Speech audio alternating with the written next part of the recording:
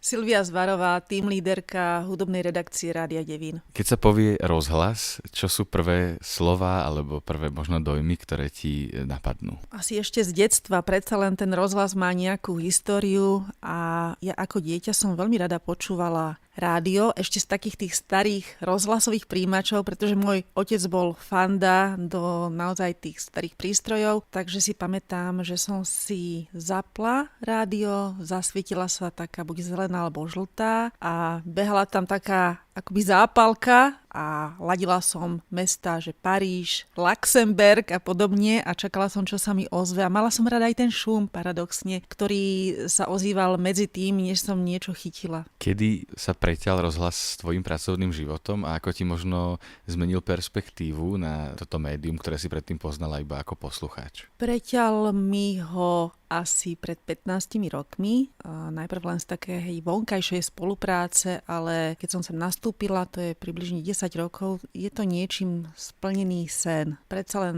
som človek, ktorý sa zaoberá hudbou, možno teoreticky hudbou a robiť niečo, čo človeka baví, púšťať si hudbu, klasickú alebo rôzne žánre. V svojej pracovnej náplni je veľmi dobrá vec.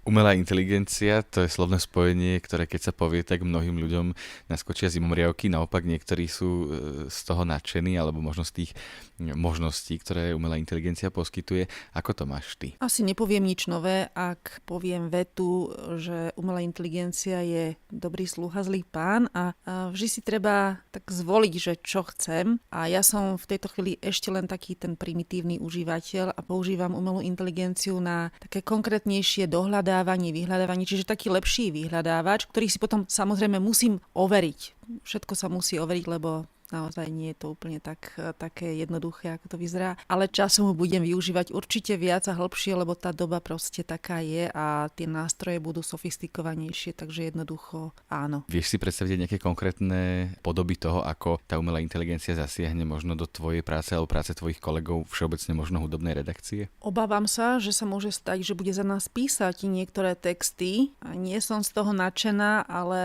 myslím, že sa to deje. Nehovorím, že tu v Rádiu Devín, ale to písanie textov aj pomocou umelej inteligencie sa deje vo svete už teraz, takže nevyhneme sa tomu. Pavol Prelovský a som manažer zvukových technikov v Slovenskom rozhlase. Tohtoročná téma je rozhlas a umelá inteligencia. Aký je váš vzťah k umelej inteligencii? Máte z nej možno strach, alebo to beriete ako niečo, čo nám môže pomôcť pri práci alebo v každodennom živote? Pokiaľ sa dobre využíva umelá inteligencia, tak určite nám môže pomôcť, ale už aj vo svojom okolí vidím, že ľudia využívajú čoraz viac a viac, čiže niekedy je to asi aj na škodu, že človek tým prestane rozmýšľať nad vecami, ale hneď všetko zadá umelej inteligencii spraviť. Čiže mali by sme aj na toto myslieť, že nie všetko musíme tlačiť cez umelú inteligenciu. Čo sa týka práce, tak samozrejme, že aj v našom odbore sa využíva umelá inteligencia. Veľmi nám pomáha so zvukmi pri rôznych reportážach, čiže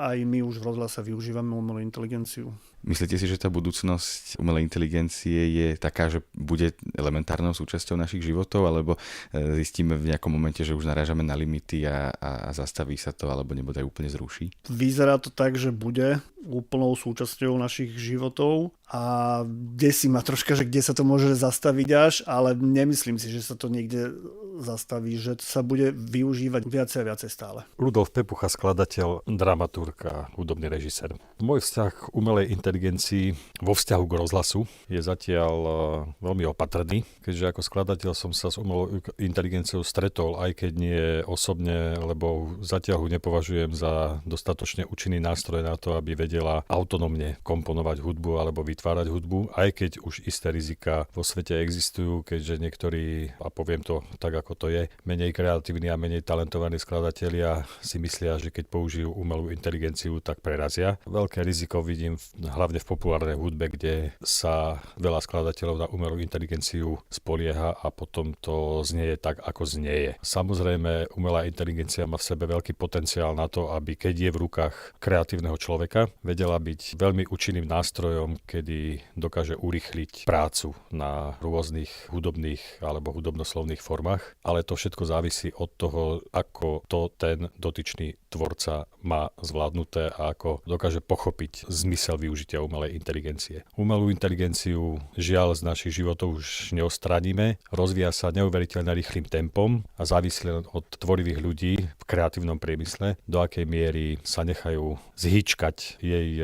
potenciálom alebo do akej miery dokážu využiť v prospech rozvoja kreatívneho priemyslu. Vy vo svojej práci používate umelú inteligenciu alebo začali ste možno s ňou nejakým spôsobom experimentovať? Ak áno, tak ako? Priamo vo svojej práci umelú inteligenciu nevyužívam, zatiaľ iba ako nástroj na zbieranie informácií a efektívneho triedenia informácií, ale čo sa týka mojej hudobnej tvorby, tak aktívne som ho zatiaľ nevyužil, aj keď jej možnosti veľmi dobre poznám a ak som ho využil, tak iba tak, že som sa s ňou trošku zoznámil v rámci nejakej súkromnej analýzy, ale zatiaľ mi neponúka ten priestor v rámci mojej hlavne elektroakustickej a experimentálnej tvorby na to, aby som ho vedel plnohodnotne využiť, keďže tie generované zvuky sa mi skôr javili ako zvuky, ktoré už dávno v éteri alebo v sfére elektroakustickej a experimentálnej hudby existujú a nič nové mi zatiaľ nepriniesla. Čo sa týka budúcnosti umelej inteligencie a vôbec jej použitia, či už v rozhlase, alebo aj všeobecne,